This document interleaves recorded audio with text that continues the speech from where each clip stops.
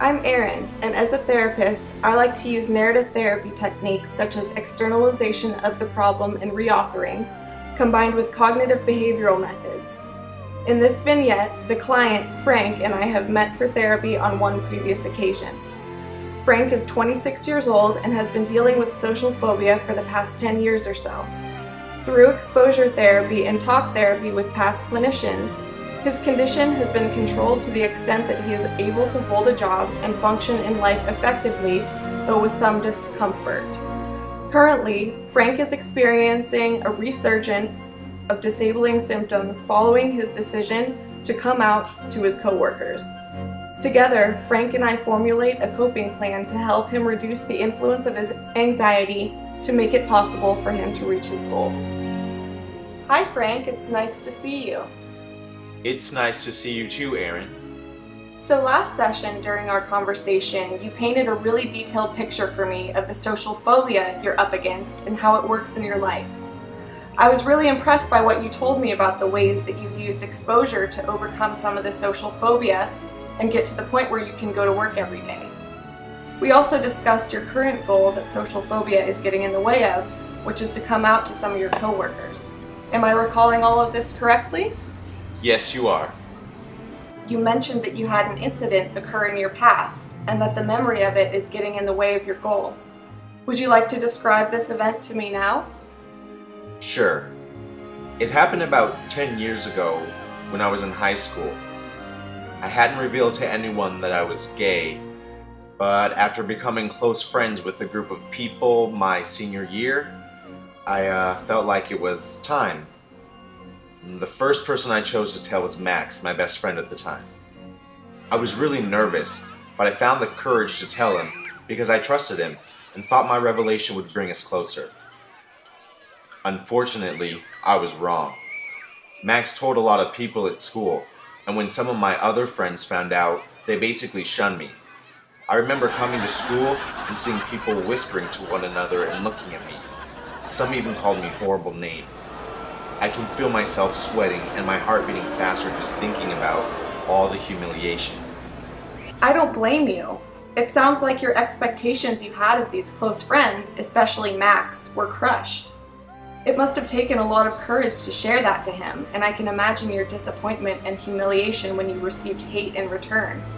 Homophobia is so ugly, Frank, and I'm sorry that this happened to you. Thanks.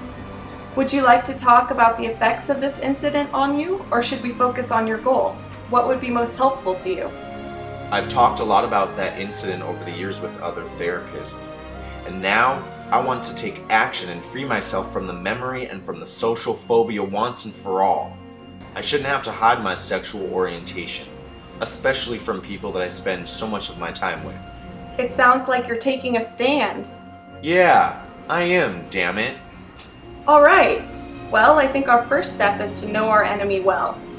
Social phobia's tactics are to sneak up on you and put certain thoughts into your head that lead to anxiety, right? Yes. In this situation with coming out to your coworkers, when is the social phobia most likely to get in your way? And what thoughts does it put in your head?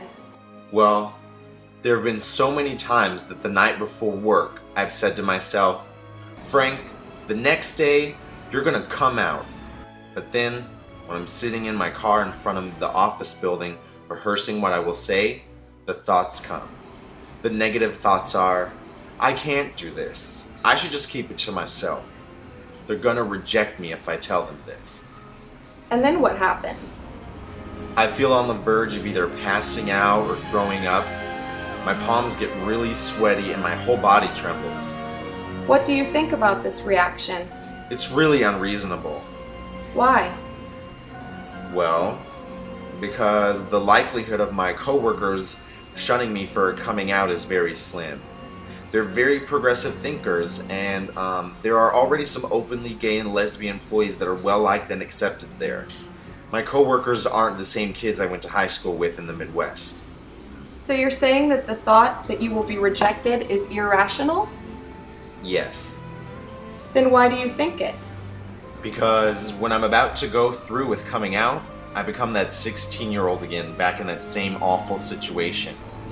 My head starts spinning, and it's like I can't access the reality that I can sitting with you here now. It sounds like we need a way to keep reality with you. Easier said than done. Well, here's an idea. As part of a coping plan, why don't we create a tangible document with affirmations written on it? Then when your head starts spinning and the anxiety is getting too strong, you can say out loud, "Stop." And then when you're sitting in the car outside of work, you can read these affirmations out loud to yourself. What do you mean by affirmations? Basically, the things that Frank sitting calmly in front of me would want the Frank in the car panicking to know about reality. Okay, I suppose this might work. I'm willing to try anything. Let me get some paper and a pen. What do you want to write? The social phobia always makes me think I can't do it. How about, I can do this. Write it down. What else? I deserve to be who I am. My coworkers will accept me, and even if they didn't, I could handle it. I am not a 16-year-old in high school anymore. Excellent. Now the truth will be in your hands. When you feel the anxiety, breathe deeply and state these affirmations. I will. I feel much more prepared now with this plan. Thank you. Anytime, Frank.